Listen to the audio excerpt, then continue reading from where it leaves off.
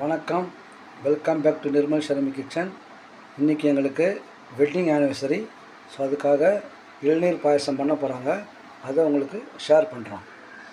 இதுக்கு இளநீர் கொஞ்சம், 1/2 லிட்டர் பால், மில்க் மேடு கொஞ்சம், உள்ள தேங்காய் கொஞ்சம் வேணும். ஃபஸ்ட்டு பாலை காய்ச்சிக்கலாம். நல்லா சுண்டாக காய்ச்சணும். பாலை ஃபஸ்ட்டு காய்ச்சிக்கலாம். நல்லா வத்த காய்ச்சிக்கணும்.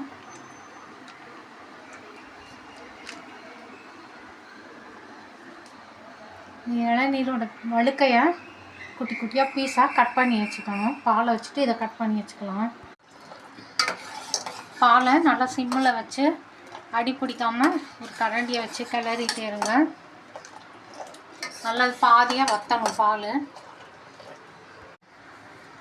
பால் நல்லா வற்றிருச்சு. ஒரு 3/4 கப்பு மில்க் மேட் ஆட் பண்ணுறேன்.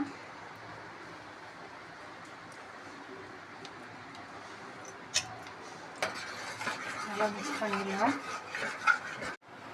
ஸ்டவ்வை அணைச்சிடலாம். நல்லா ஆறணும். அதுக்கப்புறம் தான் இளநீயும் வழுக்கையும் அரைச்சி ஆட் பண்ணணும். நல்லா ஆறட்டும்.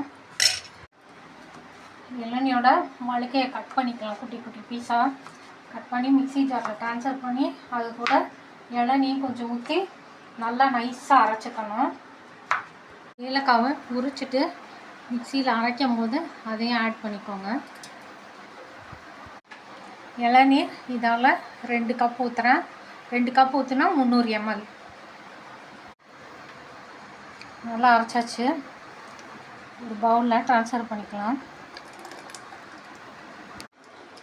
மிக்சியில் அரைச்சதை ஆறின பாலோட ஆட் பண்ணுறேன்.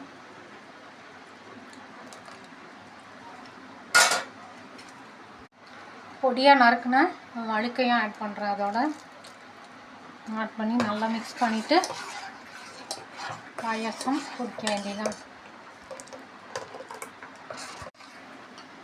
எல்லாம் நல்லா மிக்ஸ் பண்ணியாச்சு. சர்விங் பவுலில் ட்ரான்ஸ்ஃபர் பண்ணுறேன். இளநீர் பாயாசம் ரெடி. ஃப்ரிட்ஜில் வச்சு சில்லுன்னு குடிக்க வேண்டியதான். நல்லாயிருக்கும்.